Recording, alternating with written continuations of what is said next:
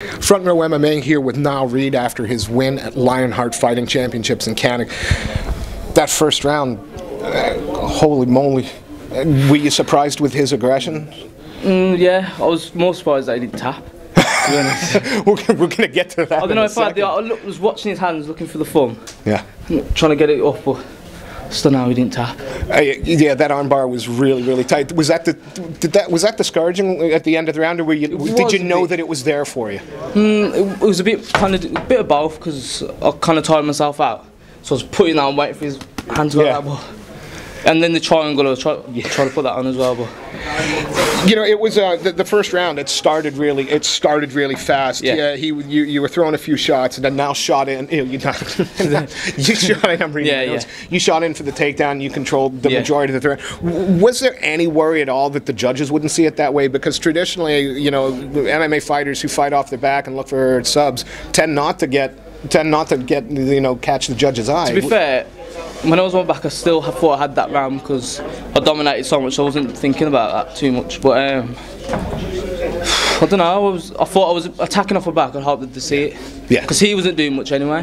He wasn't really putting much defending. Shots in. Yeah, he was defending. So they're going to give him points for defending then. The second round and the third, the pace slowed to start. I was very tired.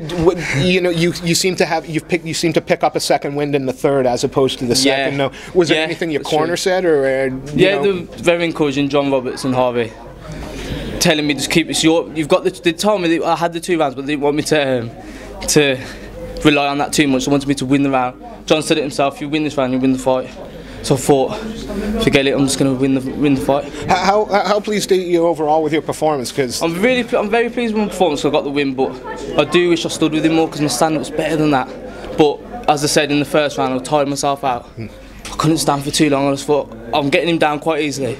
I might as well go to the option where I'm going to win. Did you feel that you could you feel that you were physically stronger than him in the clinches and the cage ties? Was he weakening at all? He was strong, but I could hear him tiring out every time. I could just lie there and put pressure on him, and you could hear him panting and panting. So I thought, yeah, I'm going to keep this position. My corner would tell me to hold the position, not to rush it, and that's what I did. You know, we saw a few fights earlier this morning with some of the UTC guys, and the one thing that seems to be a trademark of UTC Cannock, UTC staffs, is the speed in which you guys throw transitions up to subs. Yeah. You know, is that just fluky that there's a couple of fighters? That's something you guys... It's UTC Cannock, to be honest. Got a range of coaches. Got jiu-jitsu coaches, brilliant. You learn something every time, and you know, it doesn't just give you loads of moves. He makes you just remember them in your head, and that's all credit to him, John. All credit to him, and the rest of the staff at UTC. Now, your brother fights later on. Yeah, my cousin. Cousin, sorry. Yeah. Is there any family rivalry there when you train? Nah, do you know what? We trained. I'm on a fancy bias actually because he pushed me, made me train, made me do frigging the aero dying 3 rounds. If it wasn't for him, I probably wouldn't have got the win. Do you know what I mean? I'm a fancy bias, and everyone else at UTC. And how often, you know, how many more times can we expect to see you fight this year? Are you going to stay where? Anything lined up anything lined up that you can talk about yet? I'm not sure. I don't have a clue, but hopefully there's one soon, and I'm going to stand next time. Stand more. Do you know what I mean? Just bang more. But I'm just glad I got the win. There was no doubt that it had to be unanimous. I think the judges got it right. Your first round, you know, if that's not domination off your back, I've never seen it before. Is there anybody you'd like to shout out? Anybody you'd like to give thanks to, please?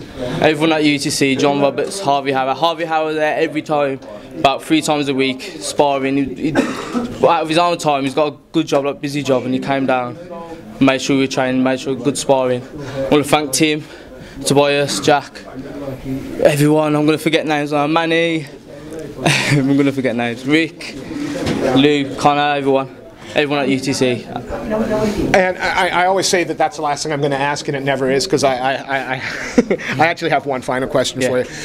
What Lionheart promotions sort of do with the money they make and where they invest it? How important is that to guys like you that are coming up? Very important, very important. It sends a message that this sport, it's not about cage fights, it's not about getting too frigging aggressive people fighting. It's about technique, discipline, and do you know what I mean? Sportsmanship. You don't see sportsmanship like that in football. Do you know what I mean? Amen. I've got a lot of respect for my opponent now, That's the beauty of MMA. I just want to say thank you very much for taking the time a few minutes after your fight.